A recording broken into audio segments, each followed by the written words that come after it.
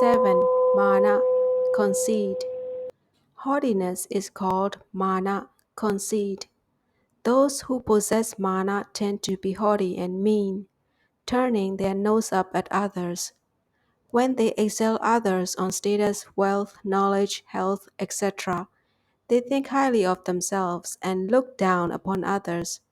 When they are equal to others in status, wealth, etc., they reason thus: others are not different from us. We too have such things, and will be puffed up with pride nevertheless. When their position, wealth, knowledge, health, etc., are lower than others, they reason thus: we needn't heed their higher position, wealth, etc. We eat only what we have. We get only what we work for. Why should we kowtow to others? Though inferior to others, they will still be conceited. Common forms of conceit, and how to dispel them. A. Jati mana. Being conceit of birth or caste is called jati mana. Nowadays, there are still fairly good people known by birth. However, their birth is not reason enough to be conceited, to boast about, to think others as being despicable, as inferior or low caste. Even though one is born of a noble family or of royal blood, if one is kind, polite, and gentle to the poor, one will be loved and respected all the more. Some could argue, familiarity breeds contempt. True, some rude persons may show disrespect to you.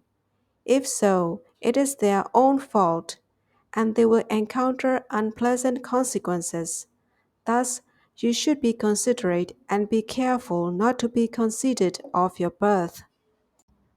B. Dhanamana. The conceit of the rich is called dhanamana. Nowadays, there are many people possessing some wealth who seldom associate with the poor. They may think of themselves to be immensely rich or wealth, as the Myanmar saying, having never seen a river. One thinks a creek to be the great river. But if they are broad-minded and kind towards the poor, won't they be honored more than ever? Won't they even get help from them when danger? The smiling face and the gentle speech of the rich can be the most effective elixir for the poor. Therefore, wealth, which has been acquired for this existence because of charity done in the previous lives, should not be the basis of mana, which could lead one to lower strata of life in future existence. The wealthy should strive to be of dignified manner, to win the trust of the people, and to render assistance to them. The immense wealth in this life faces many dangers. Even if there are no dangers, it is good only for the present existence. The wealth of the king, dwelling in a golden palace, complete with regalia, surrounded by ministers and courtiers, is like a bubble appearing for a moment in the surface of the ocean. The minister Anandasuriya. C. Panyamana. The conceit of the educated is called Panyamana.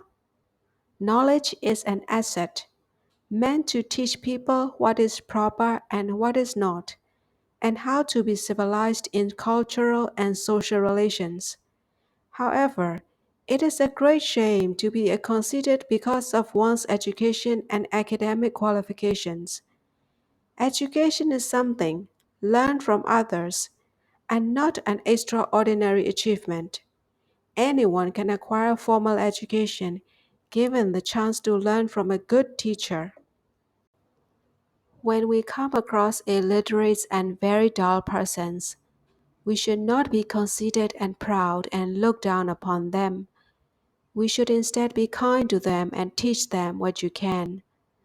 Once there was a learned venerable abbot who was famous in both worldly knowledge and Dhamma scriptures because he had taught others with great patience in his past existences. Hence, We should make use of our education to the benefit of ourselves in samsara. Two paths of the acquisition of learning.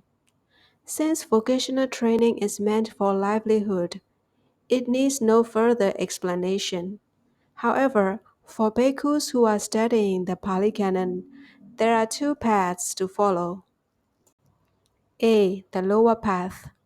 Learning Pali scriptures with greed, hatred, and conceit in mind. Learning with the hope, when I become learned, I shall be famous. My donors will increase in numbers. I shall get good alms food, robes, and monasteries. I shall excel above others. I needn't care for anybody, and I can do as I wish, etc.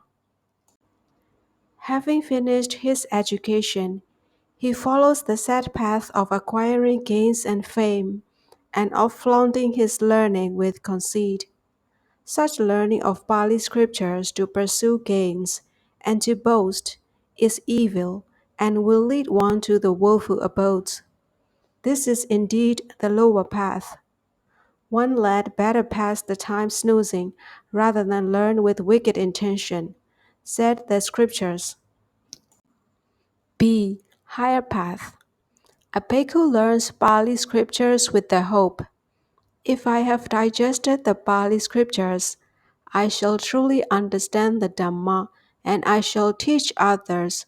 I shall always look at the mirror of the Pitaka literature and correct, purify, straighten my mind, and become noble. He learns not to pursue gains and impress donors. Instead, he tries to learn as he nobly aspires to. His way of learning will lead to the higher abodes. This is indeed the higher path.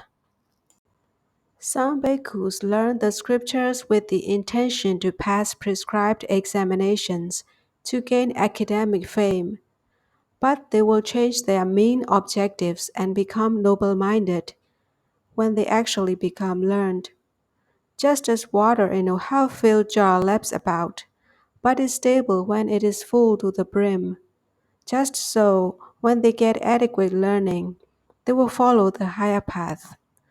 May all young learners get the higher path and become learned and noble. Conceit of physical beauty. The conceit of physical beauty is also called the conceit of personal appearance. Because of being free from hatred, dosa in the previous existence, offering flowers, cleaning the pagoda and monastery precincts, etc., one becomes famous for beauty in the present existence. One may well take pride in such pleasant appearance.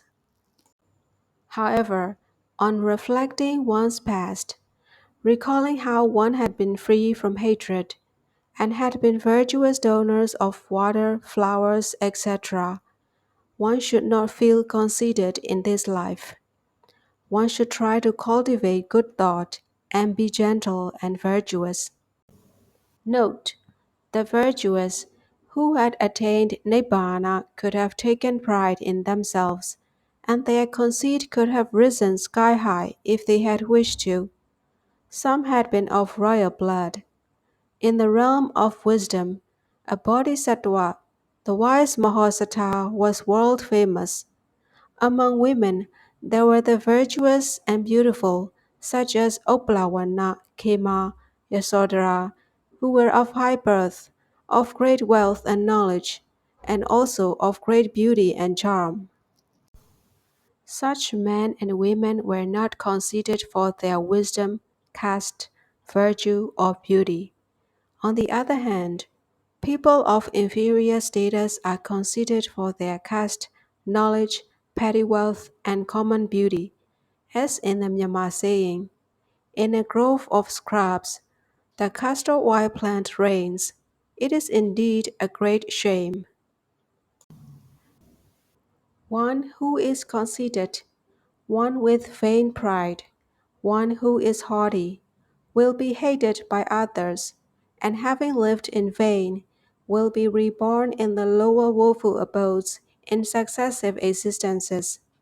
Hence, you should uproot your conceit, and be as humble as a snake, whose fangs are detached, as the bulls whose horns are broken, as the doorman stepped on with dirty feet, so that you may soar higher in status in future existences.